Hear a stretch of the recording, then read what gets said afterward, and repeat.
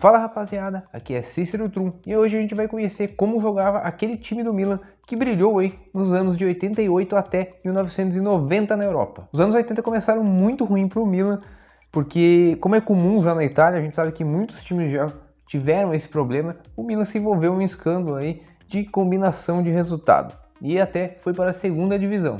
Quando voltou, fez campanhas aí medianas, até que em 86 Silvio Berlusconi foi eleito presidente do clube e prometia trazer o Milan novamente às glórias aí, pelo menos dentro da Itália. O que Berlusconi queria era revolucionar aí o time do Milan, tanto é que contratou Arrigo Sacchi para ser o treinador. Ele que não era muito conhecido, havia feito até bons trabalhos aí no Parma principalmente, mas era um técnico que não havia sido jogador e enfrentou bastante preconceito, principalmente da imprensa, mas ele pouco ligou. Era adepto do futebol ofensivo, principalmente tendo como referência Rinus Michel, da Holanda, e isso era diferente aí do que os técnicos italianos comumente faziam, que era primeiro ver a defesa e depois em contra-ataques vencer os jogos. Até foi dessa maneira que ele trouxe 3 reforços holandeses, que eram Rijeka, Gullit e Van Basten. E a forma de treinar do professor Arrigo Sacchi revolucionou aí o futebol. Ele tornou-se uma espécie de Guardiola da época, final dos anos 80 e começo dos anos 90. Sob seu comando, o Milan ganhou primeiro o campeonato italiano da temporada 87-88, vencendo inclusive o Napoli de Maradona e Careca, que tinha sido campeão na temporada anterior e era o favorito novamente. Depois venceu na temporada seguinte a Champions League, com direito na semifinal a fazer um 5-0 sobre o Real Madrid e ainda na final contra o Steaua de Bucareste, fazendo 4-0. Na próxima temporada venceu novamente a Champions League, dessa vez superando o Benfica na final, que tinha os brasileiros Aldair e Ricardo Gomes, e também venceu os 2 mundiais de clube da época, um contra o Atlético Nacional e outro contra o Olímpia, que foram campeões da Libertadores respectivamente. Mas qual era o segredo desse time de Sacchi e o que ele introduziu de diferente no futebol no período? Vamos conferir. O esquema tático era um 4-4-2 ou um 4-4-1-1, já que tinha um homem à frente da linha dos meias, que poderia ser confundido com um camisa 10 ou um segundo atacante. Então a defesa tinha uma linha de 4 defensores, muito bem posicionada e compactada. Até aí, tudo normal, principalmente se tratando de um time italiano. Mas o segredo era a marcação por zona, onde os defensores pressionavam os atacantes adversários, com botes certeiros e marcação cerrada. Mas o que mais impressionava era a sincronia que os 4 defensores tinham em fazer a linha de impedimento. Sacchi implementou uma tática onde a defesa rossoneira se esforçava para manter uma linha defensiva alta, pegando os adversários em posição de impedimento quando tentavam avançar. Parece era o grande comandante dessa linha e ele era preciso. Dessa forma o Milan vivia ganhando a posse de bola de graça com o impedimento dos adversários. Reparem como toda a defesa e os homens do meio campo, em frente à defesa, fazem o mesmo movimento, indo para frente, pressionando quem estava com a bola, que precisaria se desfazer dela. Dessa maneira, ele faz um lançamento e o movimento do time à frente faz o atleta que iria receber a bola ficar em impedimento. Mas como nem tudo é perfeito, algumas vezes essa forma de jogo arriscada custava caro, como esse gol de Maradona.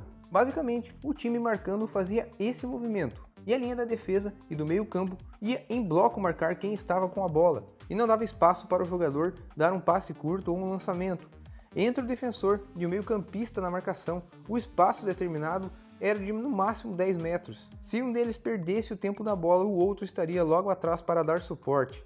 O segundo atacante e o centroavante ficavam na linha do meio de campo, não participavam da marcação e esperavam a bola chegar para o contra-ataque. Com meias de grande talento e disciplina tática, o meio de campo tinha uma função muito importante, já na marcação-pressão, como vimos, recuperando muitas bolas e criando jogadas com passes diretos e objetivos.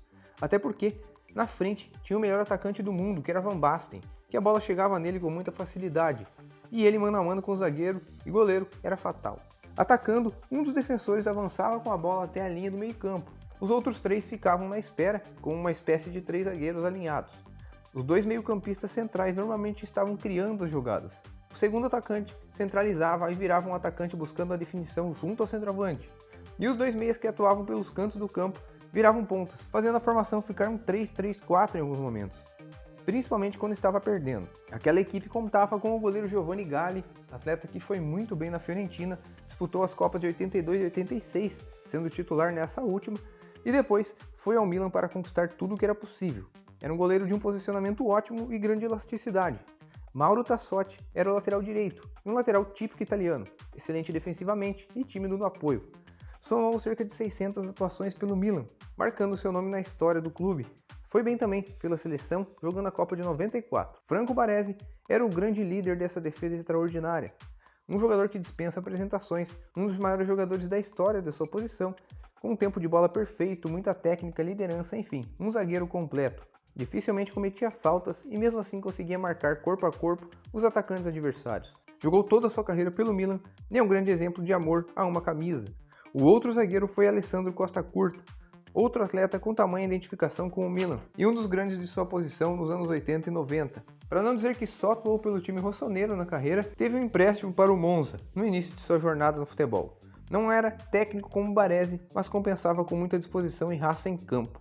Para completar a defesa, Paolo Maldini, maior ídolo da história do clube, atleta que conquistou tudo o que era possível com seu time de coração, atuando como lateral esquerdo no começo da carreira e mais tarde como zagueiro, sendo brilhante em qualquer uma das funções.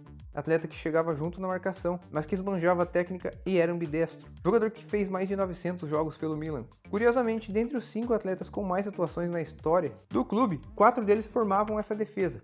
Rivera é o único que integra esse top 5 e não pertencia a esse time. Como vimos, o meio-campo tinha também uma linha de 4, começando com Ângelo Colombo, que caía mais pela direita. Atleta burocrático, mas de muita disciplina tática e resistência física. Frank Rijkaard foi um dos atletas mais completos da história do futebol. Podia jogar como zagueiro, volante, meio ofensivo, seja lá onde for que ele jogava muito. Corria por 2 nesse meio campo, sendo outro jogador de fundamental importância no controle do posicionamento exigido por saque em campo. Ainda era frequente figura presente no ataque, marcando uma grande quantidade de gols e aparecendo como elemento surpresa. Ao seu lado jogava o mestre Carlo Ancelotti, jogador de qualidade técnica absurda e muito poder de marcação. Chegou em 87 ao Milan e ficou no clube até se aposentar em 92. Ancelotti também atuou em alguns períodos na meia-direita, na falta de Colombo no time titular. Nesse caso, Alberico Evani fazia a meia central, ao lado de Rijkaard. Evani era um jogador ainda mais técnico, tinha uma perna esquerda potente e bons chutes e lançamentos, mas era mais lento. Pela meia esquerda do Milan, outro atleta de enorme identificação, Roberto Donadoni. Jogador driblador, destemido, ia para cima dos defensores e adversários sem dó. Além disso, era muito raçudo e tinha um vigor físico invejável. Como uma espécie de segundo atacante, Rudi Gullit, que foi bola de ouro logo em sua primeira temporada jogando pelo Milan.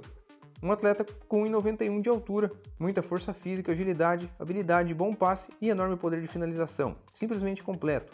Como centroavante, Marco Van Basten, que para mim é o melhor centroavante que já vi jogar. Sabia fazer gols de todas as formas e dificilmente desperdiçava uma chance, cara a cara com o goleiro. Assim como o Romário, mas o holandês tinha mais recursos que o baixinho. Para começar, era mais alto e avantajado fisicamente. Era também mais habilidoso e sabia jogar também melhor fora da área, podendo ser um segundo atacante e até um ponta se necessário. Foi simplesmente 3 vezes bola de ouro. E só não foi mais vezes porque sofreu uma grave lesão no tornozelo e precisou se aposentar muito cedo, com apenas 28 anos de idade.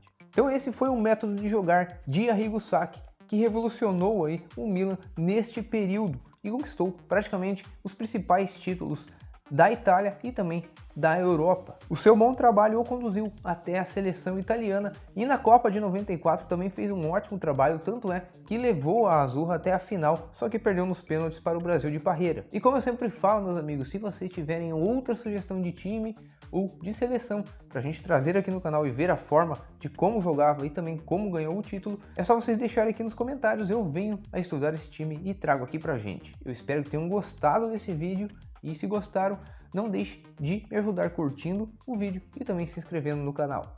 Muito obrigado pela atenção e um abraço.